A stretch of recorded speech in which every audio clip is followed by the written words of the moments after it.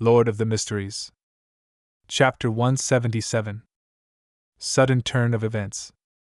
Audrey stopped writing after she finished sharing some interesting news and scandals about aristocrats. She then adopted a serious pose as she recalled something. With her exceptional memory as a spectator, she arranged the information that she had received from her father's teachings, as well as the news she heard during banquets and salons, into paragraphs. After creating a draft in her head, Audrey penned, "As for the political situation in Backland you asked about, it's not within my area of interest. I can describe it to you only based on my own impressions and the details that I happen to know. Some time ago, Father told me that after the abolishment of the Grain Act, the prices of crops were declining rapidly. The rent of farmland and pastures were also plunging, but I don't know the exact magnitude. I can only explain it to you with this example. As you know, Duke Negan is an aristocrat who owns the most land outside of the royal family. It's said that he owns more than £12 million worth of farmland, pastures, and forests. Last year, his land earned him a historic £1,300,000 in rent. But this year, it's forecast that his rent will only be £850,000, a whole £450,000 less. That's more than the entirety of the assets that I'm entitled to. Without any further explanation from me, I'm sure that my dear brother will understand the behavior of most old-fashioned nobles. They're proud of being landowners, and their income is derived mostly from rent. They place a heavy emphasis on their appearance, and would maintain their current lifestyle even if they have to go into debt. They spend tens of thousands of pounds on the upkeep of their castles each year, many more thousands on clothes and jewelry, as well as their persistent hunting activities, social banquets, and the occasional lavish weddings and funerals, etc., etc. With the decrease in rent, according to my knowledge, a good portion of the nobles have met with financial difficulties.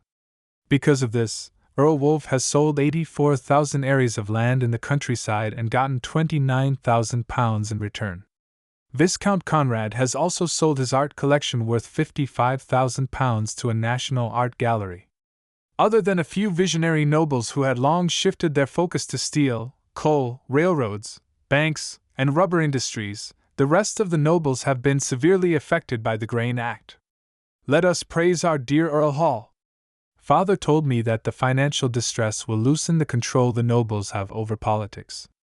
As you can imagine, the number of ministers with blue blood will decline from the next year onward. In a bid to secure funding, the Conservative Party and the New Party have promised to confer upon anyone the noble titles as long as they donate a sufficient amount of money and lack any criminal records. Of course, the caveat is that the person who donated the money must own an amount of land befitting of a noble. One example is the rich Mr. Sindras.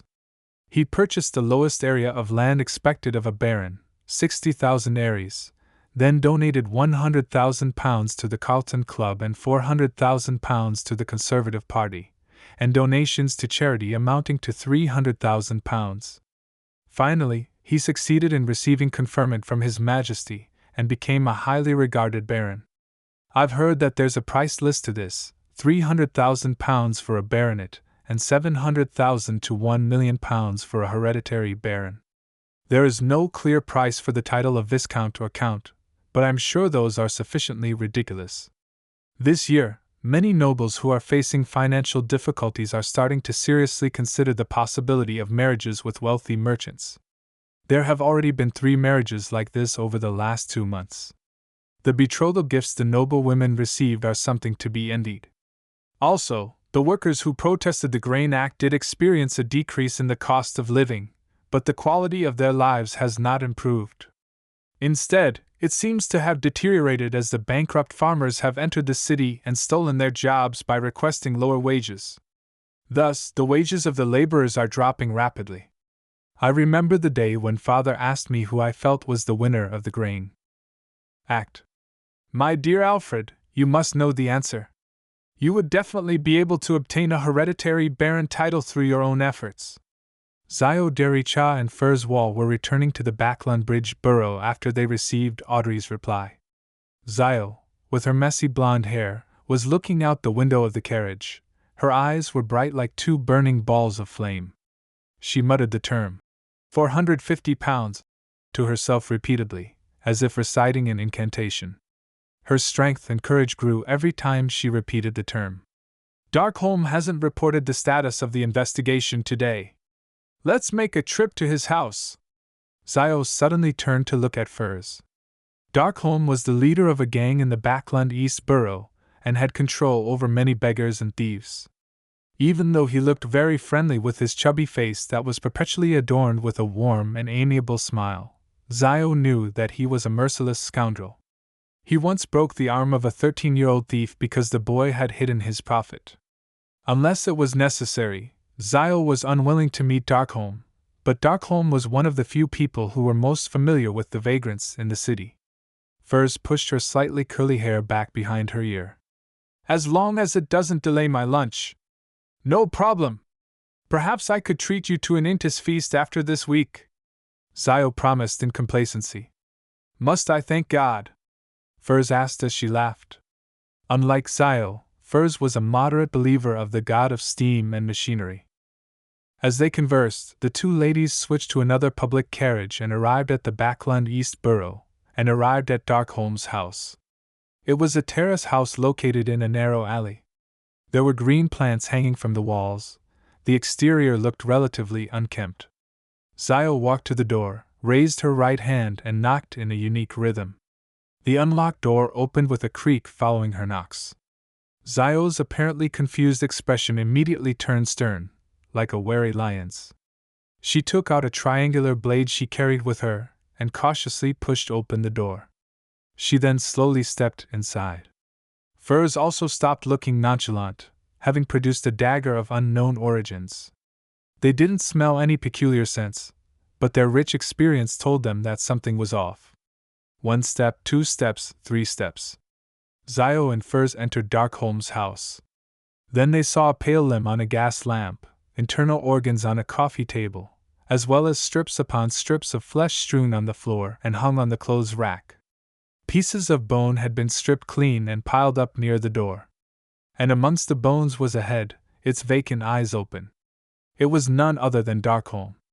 His chubby face still maintained the amiable smile, as if everything was normal. Furthermore, there was no stench of blood in the house. As a former clinical doctor before becoming a best-selling author and Sequence 9 Beyonder, Furs has seen many death scenes more disgusting than this. She patted the tense Zio, who was on the brink of vomiting, as she surveyed the surroundings. Kilangos? Vice Admiral Hurricane Kilangos? He realized that Darkholm was investigating the missing vagrants and tracked him back to his house? Or could it be said that Darkholm had tracked him down, but ended up being caught? Zio fought back the urge to retch and said with a serious expression, "He sure lives up to his name as a merciless and crafty pirate admiral." The strangeness here also fits the description of his treasure. Crafty. Furs was suddenly alarmed as she blurted out. Could he be waiting nearby in an ambush against the mastermind behind the investigations? Zio froze for a moment before answering in a fluster. That's highly likely. He was a Sequence 6 Wind-Blessed, a powerful pirate with a mystical artifact, while they were just 2 Sequence 9s. This was an extremely simple and easy contrast. In the house opposite Darkholm's house, a man with a unique broad chin and dark green eyes in his 30s was standing by the window, coldly observing Zio's and Furs's opening of the door and slow entry. He was none other than Vice Admiral Hurricane Kilangos. The black glove on his left hand twitched as if it were alive. A layer of dull gold scales appeared on its surface. Kilangos revealed a cruel and joyous expression as his dark green eyes turned pale gold and indifferent. The moment Furs realized this, she dragged Zio to the other side and avoided the area just across the main door. She then gritted her pearly white teeth and took out a bracelet that was hidden by her sleeves. This silver bracelet had 3 dark green, coarse stones which showed signs of burn marks and were rough and uneven. Furs pulled out one of the stones and let out a low growl in ancient Hermes. Door! She grabbed onto Zio Dericha tightly as the stone released a faint blue glow. The figures of the 2 ladies turned indistinct, nearly invisible. They saw many forms they found difficult to describe. There were even transparent objects that didn't seem to exist. They saw different colors, lustrous splendors which seemed to possess immense knowledge. They had entered the mysterious spirit world. In this strange world that stood distinct from reality, Furs proceeded in a particular direction, while pulling Zio along. Seconds later, they exited their indistinct states and returned to reality, to Backland. But they were no longer at Darkholm's house, but instead arrived at an empty cemetery. Kilangos, who was wearing his scaled glove, silently appeared at the door of Darkholm's house. He swept the interior with his cold gaze. He froze for a moment, then creased his brows as he muttered to himself. "Traveler? In the cemetery? What are we going to do next?" Furs panted, sensing their predicament and feeling a lingering sense of fear. The bracelet was a mystical item she had received along with the formula for apprentice, and its corresponding materials back during a fortuitous encounter of hers. Other than causing her to hear strange, faint murmurings during the full moon. Every month, it posed no threat. There were originally 5 stones on the bracelet, each stone allowing her to traverse through the spirit world, technically allowing her to teleport. But now, there were only 2 stones left. Zio calmed herself down and nodded solemnly. "First notify Miss Audrey, then we call the police,"